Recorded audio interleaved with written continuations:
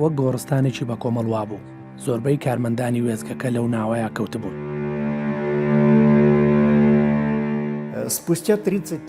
لە دوای 30 ساڵ تێپەڕین بەسەر کارەساتی چێرنۆبڵدا کێشەی کاریگەریە بەجێماوەکانی ئەوەیە کەسە نەخۆشەکە هیچ نیشانەیەکی پێوە دیار نییە و شاراوەیە تاوەکو لە پڕ بە شێوەیەکی زانستی بۆ دەردەکەوێت کە ئەو کەسە نەخۆشی شێرپەنجەیەتی.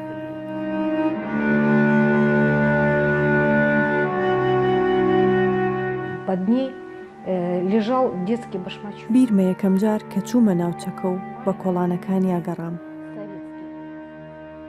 تاکە پێڵاوێکی مناڵانەی بچووکی سەوزم بینی کە دروستکراوی یەکێتی سۆڤیەت بوو.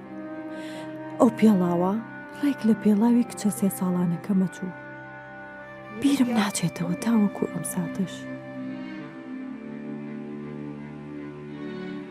بیرمە ئەو نابوو. دوای ئەو هەموو ساڵەش هەر لەبەر چاومە.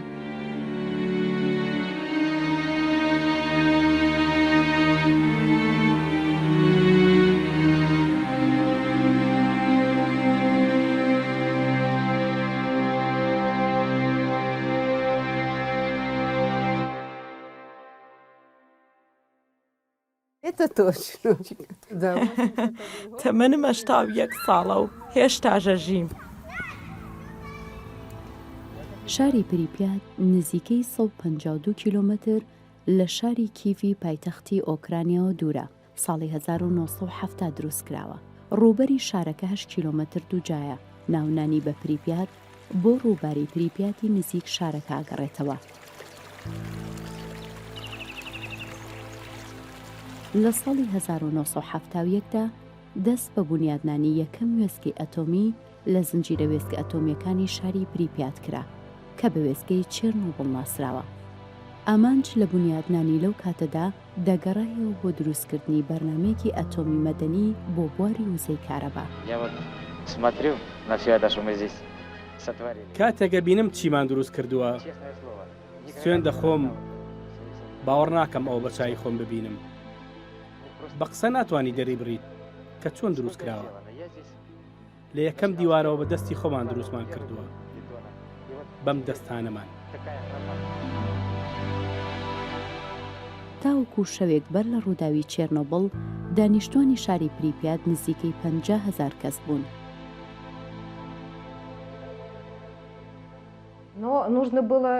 ئامانجی سەرەکی یەکێتی سۆڤێت لەو کاتەدا دروستکردنی وێستگەیەکی ئەتۆمی بوو لە چێرنۆبڵ. ئەمەش بۆ ڕکابەرایەتیکردنی ئەمریکا بوو لە بواری ئەتۆمدا. ئامانجێکی دیکەش دابینکردنی وزەی کارەبا بوو بۆ هەر تاکە کەسێک کە لە یەکێتی سۆڤێتی ئەو کاتدا دەژیا. لەبەر ئەوەش ناوچەی پرپیاتیان هەڵبژار بۆ دروستکردنی وێزگەکە چونکە ناوچەیەکی فراوانی زۆری هەبوو بۆیە پێویست بوو وێزگەیەکی ئەتۆمی گەورە دروست بکرێت و لە ڕووی ئابووریشەوە هەرزان بکەوێت. تۆ وزەت ئەدا بە وێزگەی چێرنۆبڵ ئەویش بە بەردەوامی وزەی کارەبای ئەدایتەوە هەتا لە کاتی ڕیستارت پێکردنەوەشدا نەدەوەستا لە پێدانی کارەبا بەردەوام بوو. بریوس ئەلێکس لە رووسیا لەدایک بوو لە شاری مۆسکۆ زانکۆی تەواو کردووە. پاشان بۆتە ئەندازیاری فیزیایی ناوکی. ئەلێکس یەکێک بوو لەو ئەندازیارانەی کە بەشدار بووە لە دروستکردنی وێزگەی چێرنۆبڵ. دواتر بۆ ماوەی 3 ساڵ لە ناو هەمان وێزگە کاری کردووە. لە کاتی دروستکردنی وێزگەکەیە مادەی ئاساییمان بەکارهێنا. چەند هۆڵێکمان هەبوو. ئەو هۆڵانە لە قاڵبی ئامادەکرا و دروستکرا بوون. قاڵبەکانیش لە شیش و چیمەنتۆ دروستکرا بوون. بە هیچ شێوەیەک هەوا لێیانەوە دەرناچوو. ئەو ئامێرانەش کە بەکارهێنران هیچیان ژەنگیان ناهێنا. ئەو وێزگەیە بینایەکی گەورەی پتە بوو. پێمانەوت ئەرمێمکە. وێزگەیەکی تایبەت بوو بە پیتاندنی یۆرانیۆم. لە ڕێی بەکارهێنانی نیترۆنەوە وزەی ئەتۆمی بەرهەمەهێنا. یۆرانیۆمیش چەند جۆرێکی هەیە. 235 238 و چەند جۆرێکی تر. بەڵام ئێمە جۆری 235مان بەکارهێنا. Есть еще природный уран 238, еще другие модификации изотопы урана.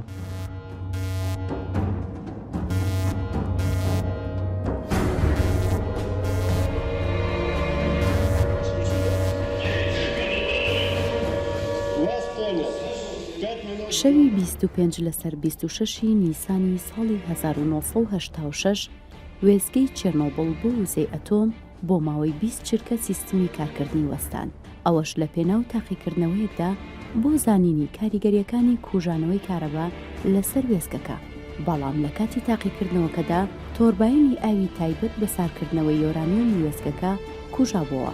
ئەوەش وای کرد لەی گەرمی یۆرانیۆمی ڕیاکتەری ژمارە 4 بەرز بێتەوە. لە ماوەی تەنها 70 چرکەدا پلەی گەرمای ئەو ڕیاکتەرە تا ئاستی تەقینەوە بەرز بووە. پاش تەقینەوەی ڕیاکتەرەکە بڕێکی زۆر لە مادەی تیشکدەر و سوتەمەنی بەنێو بەرگە هەوادا بڵاو بووە. ئەوەش بۆ هۆی چەند کێشەیەکی دیکەی تەکنیکی و ئاگری لێکەوتەوە.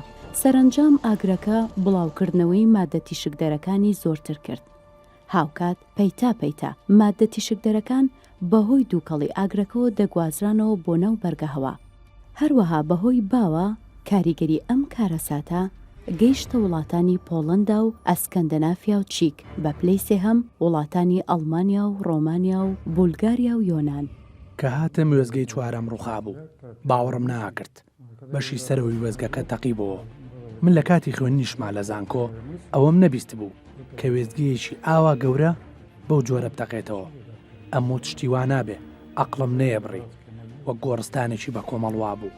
زۆربەی کارمەندانی وێزگەکە لەو ناوە کەوتبوون. سرم لێ شێوا بوو نەمەزانیە بێت چی بکەم. ئێمە مانزانی کە شتێک لە وێستگەکە ڕوویاوە بەڵام کەس پێی ناوتین.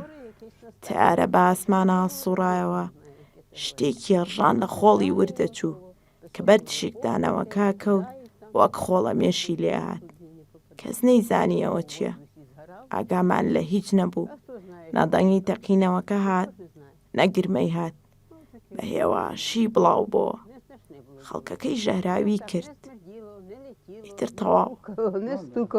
Тихонько прилетіло, людей потравило, і все.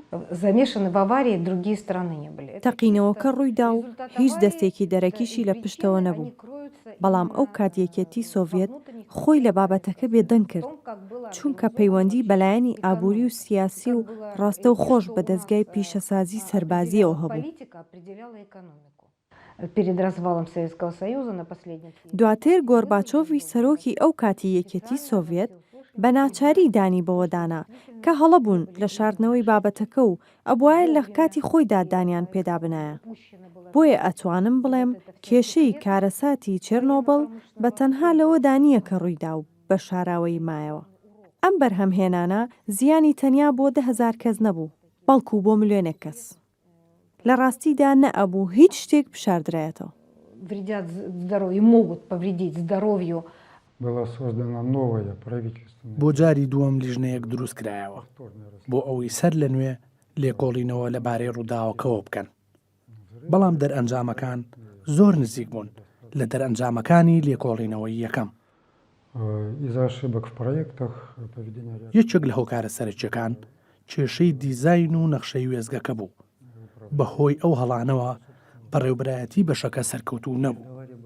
پێش تەقینەوەکەش 32 هەڵی هوەری لە بەشی ئەمنی و تەکنیکی وێزگەکەدا هەبوو. Безопасность, правила безопасности атомной электростанции. Нарушение в проекте. Одно нарушение... یەکێکی تر لە هۆکارەکانی تەقینەوەکە دوگمە سوورەکە بوو. ئەو دوگمە سوورە خۆی بۆ ئەوە کرابوو ڕیاکتەرەکە بۆستێنێت. بەڵام لە بری ئەوەی دای بمرچێنێتەوە بارگاوی کرد و برەوی بە ڕووداوەکەدا. Кнопки реактора не глушится, она наоборот разгоняется. Из-за физических характеристик...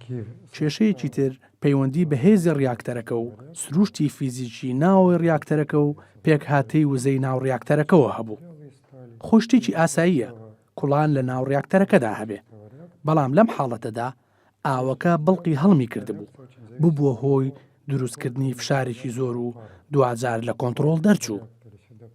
Да, то, что это действительно была самая большая загрязняющая... بەڵێ بەڕاستی گەورەترین کارەساتی تیشکدانەوە و پیسبوون بووە لە سەدەی 20دا. ئەو بۆمبەی کە بەر هێرۆشیما و ناکازاکی کەوت 5 ملیۆن کۆری بوو. بەڵام چێرنۆبڵ بۆمب نەبوو. تەنها هەورێکی ئاسایی بوو کە 300 ملیۆن کۆری تیشکدانەوەیدا. 5 ملیۆن بە 300 ملیۆن؟ بەڵێ بە دڵنیاییەوە جیاوازیان هەیە. кюри радиоактивности. 5 миллионов и 300 миллионов кюри радиоактивности. Есть разница?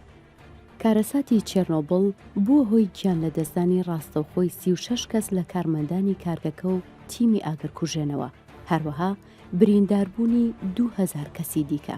ئەوە جگەلەوەی نزیکەی 8 ملیۆن کەس لە وڵاتانی دەوروبەری ڕووسیا و ئۆکرانیا کەوتنە ژێر کاریگەری تیشکی زیانبەخشی ئەو کارگەیەوە. جگەلەوەی زیانێکی ئابووری زۆری لێکەوتەوە، شاری پریپیات چۆڵ کراو، نزیکەی 100,000 کەس ماڵ و خانویان بەجێهێشت و ڕوویان کردە شارەکانی دیکە. بۆ دانیشتوانی ئەو ناوچانەی کە چۆڵکران، حکوومەتی ئۆکرانیا و سۆڤێت هەستان بە دابینکردنی جێگەی مانەوە. ئەمە جگەل لە دەستچوونی چەندەها بڕی یۆرانیوم و مادەی کیمیایی و کارگە و خەرجکردنی ملیارەها دۆلار بۆ پاکردنەوەی ژینگەی ئەم ناوچانە لە کارەساتی چێرنۆبڵ.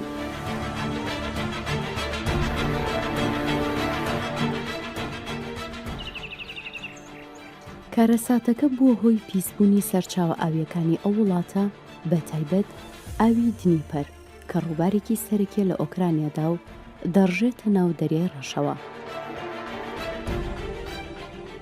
لەم کارەساتەدا بە تەنها مرۆڤەکان و سروش زەرەرمەند نەبوون، باڵکو ئاژەڵەکانیش پشکی زیانەکانی ئەو کارەساتەیان بەرکەوت. زۆربەی ئاژەڵەکان لە ناوچوون و بەشێکیشیان کوێر بوون. ئەم کارەساتە بووە هۆی ئەوەی کە زیاتر لە 1 ملیۆن هێکتار زەوی کشتوکاڵی ئۆکرانیا و بێلاڕووس بکەونە ژێر کاریگەریە نەرێنیەکانی تیشکدانەوەکەوە. Радиация – это фактор, который, в общем-то, воздействует. ئەتوانم بڵێم تیشک فاکتەرێکە کاریگەری لەسەر هەموو بوونەوەرێک هەیە. هەڵبەت ئەشکەوێتە سەر ئەو ڕێژەی کە بەر کەسی قوربانی ئەکەوێ.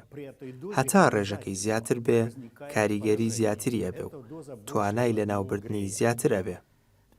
گەر ڕێژەکە زیاتر بێت، تووشی دەرد و نەخۆشی قورسێکە. بێگومان لەگەڵ ئەوەشدا ئازارەکەشی زیاتر ئەبێ. Большая доза, насколько тяжелое облучение, течение этой болезни. بەهۆی بەرکەوتنی تیشکەوە ئەگەری توش بوون بە شێرپەنجە زۆر دەبێ و هەروەها دەمارە خوێنبەرەکان لاوازەکە. بەرکەوتنی تیشەکە توانێت گورچیلە و سیەکان لە کار بخات و دەشکرێت دڵی مرۆڤ لاواز بکە و تووشی نەخۆشیەکانی دڵی بکە. Усиление других соматических заболеваний, там, сердечно-сосудистых, легочных и так далее.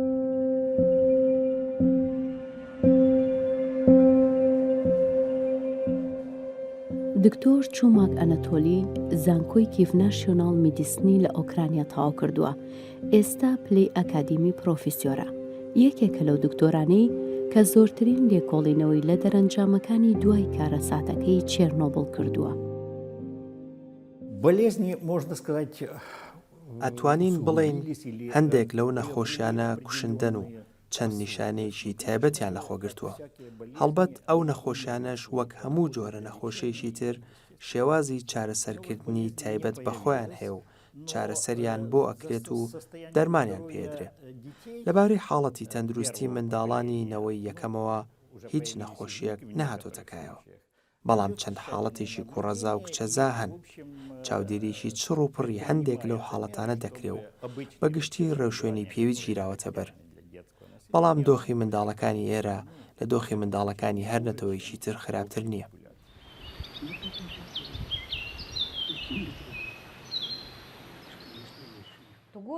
ئێستا شارەکە شارێکی مردووە.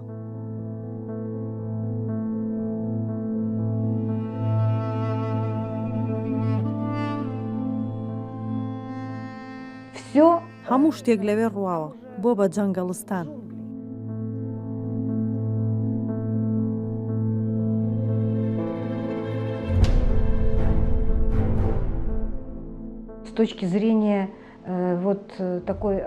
لە ڕووی بیناسازیەوە دائەڕمێت. سەقف ڕووکەشەکان بوونەتە دار و پەردوو. بە مروری زەمن سەر لە بەری شارەکە دائەڕوخێت.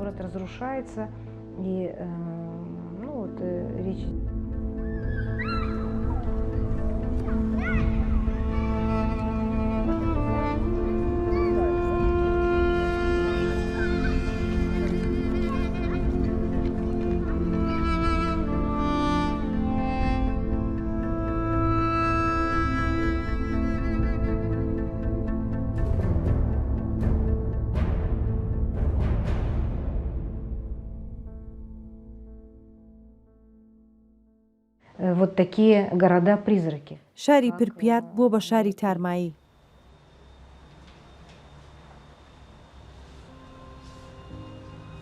برێوسی ئەندازیار دەستی وێنەکێشانی هەیە لە دوای خانەنشینکردنی لەگەڵ کۆمەڵێک هونەرمەندی هاوڕێی کارەکات. وێنەکانیشی گزارشتن لە کارەسات و تراژیدیای چێرنۆبڵ. Над четвертым разрушенным реактором. وێستگەی چوارەم لە ساڵی 1986 بۆی ڕیاکتەرەکەەوە وێران بوو. یەکەم قەپاغی کۆنکرێتی بۆ دروستکرا کە پێوترێ سارکۆڤاک واتە تابوتی بەردین. لە پاش تێپەڕینی 10 ساڵ بەسەریدا نۆژەن کرایەوە. ساڵی پاریش بە قەپاغێکی تازە قەپاغە کۆنەکەش داپۆشرا کە لە شێوەی قەوزدایە و پێی دەوترێت نیو سیفتی کۆنفاینمنت. لە پاش ئەوەی ئەو قەپاغە تازەیە سارکۆڤاگەکەی داپۆشی تێبینی ئەوە کرا کە ڕێژەی بڵاوبوونەوەی تیشک کەمی کردووە.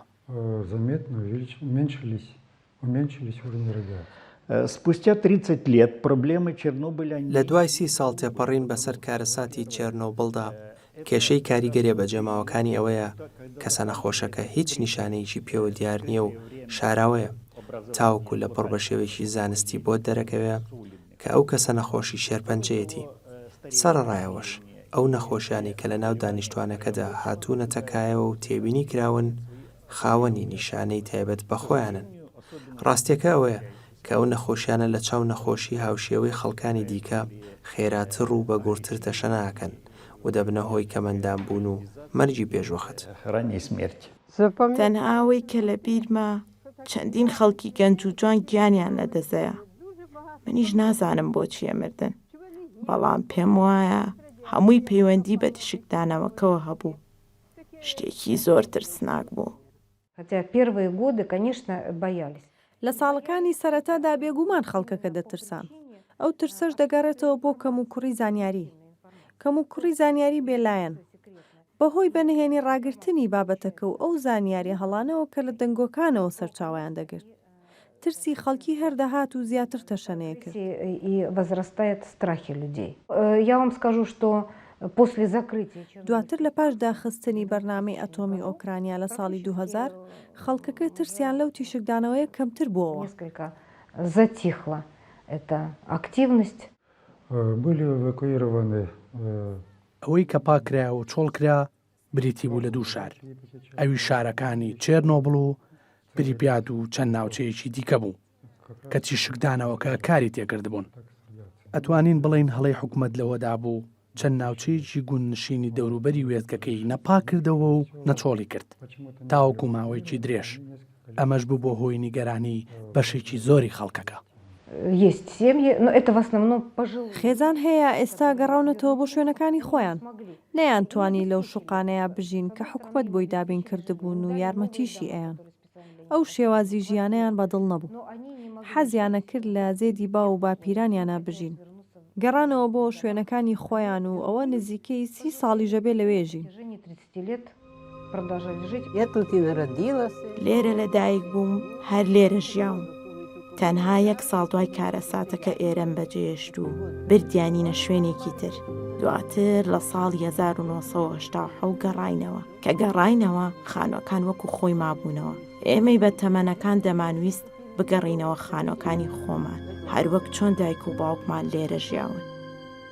ئانا ئیڤانافنای تەمەن 81 ساڵ تەنیا ساڵێک دوای کارەساتەکە لەگەڵ مێردەکەی و دوو کوڕەکەیدا بڕیار دەدەن بگەڕێنەوە بۆ گوندەکەیان. ئانا ئێستا تەنیایە لە ماڵەکەیدا کە لە یەکێک لە گوندە چۆڵەکانی چێرنۆبڵدا دەژی. ئێستا تەنیام و وەزم باش نییە، بەڵام کە گەڕاینەوە وەزم باش بوو، چونکە من و مێردەکەم و دوو کوڕم بووین. مانگایەکمان کڕی لەگەڵ چەند ئاژەڵێکا بەخێومانەکردن. هەرچی لێرە هەمان بوو بە کارمانەهێنا لە خواردنی گۆشت و بەروبوومە کوشت و کاڵیەکەی ئێرەش ناترساین. ئەو کات کێی زانی مەترسیدارەیان نا کەس. کێشەی چێرنۆبڵ بۆ ماوەیەکی زۆر بەردەوامە بێ. هەرچەندە ئەو بەرگە تازەیەش دروست کرا کە پێوترێ نیو سیفتی کۆنفاینمنت، بەڵام ڕێژەی تیشکدانەوەکە هێشتا هەر زۆرە. ئەو خەڵکەی لەوێ کاریان کردووە و لەوێ ژیاون بەردەوام پێویستیان بە چاودێری چڕ هەیە. Карпан Николай Васильевич, который گۆرپان نیکۆلای فاسلیفیچ بەڕێوەبەری بەشی ئاسایشی ناوکی وێزگەی چێرنۆبڵ و زانای فیزیای ئەتۆم لە پاش 20 ساڵ تێپەڕبوون بەسەر ڕووداوەکەدا گەیشتۆتە ئەو باوەڕی کە وزەی ئەتۆم شتێکی زۆر خراپە و حەقە هەموو جیهان دەستبەرداری بن. تەنانەت ئەو خەڵکانش کە بازرگانی وزەی ئەتۆم بووەتە کار و پیشە و بژێویان ئەگەرچی لە ڕووی ئابووریشەوە قازانجی زیاتر و تێچوونی کەمتر بێت. گەشتونەتە ئەو باوەڕی کە جیهان پێویستە سەرچاوەی ئەلتەرناتیڤ بدۆزێتەوە. хотя экономически ئانا کرۆلێڤسکا بەڕێوەبەری کارە زانستیەکانە لە مۆزەخانەی نەتەوەیی چێرنۆبڵ شارەزایە لە مێژووی چێرنۆبڵدا. ماوەی زیاتر لە 25 ساڵە لەو بوارەدا لە مۆزەخانەی چێرنۆبڵ کارەکات. ئانا تەمەنێکی زۆری لە ژیانی بۆم کارە تەرخان کردووە.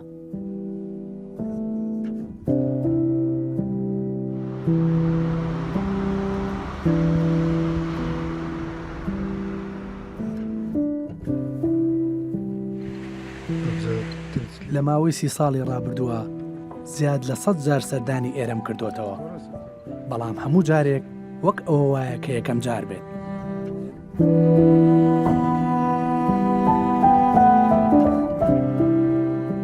برێوسی ئەندازیار دەگەڕێتەوە بۆ شاری پریپیات و بەناو کوچە و کۆڵانە چۆڵەکاندا پیاسەیەک دەکات، شارێک لە شێوەی تارمایی و بکوژی دنیایەک لە یادگاری دانیشتوانی پێشووی.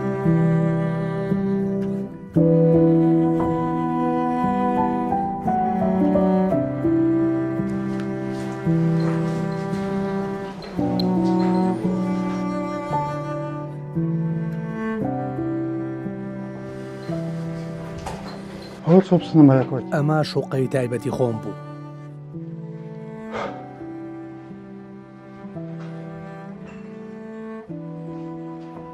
В разное время под разные ситуации. سێ وێنم کێشاوە لە کاتی جیاوازە. یەکیشیان ئەوەی بەرامبەرمە ئاو شۆردوێتیەوە، دیارە ئاو دڵۆپاکە لە سەقفەکەەوە.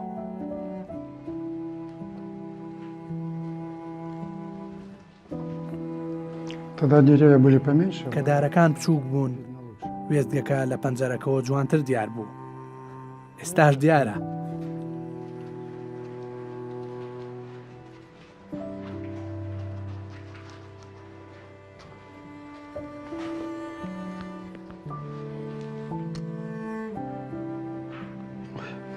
Можно. Немножко обновлю. با کەمێک تۆخی بکەمەوە.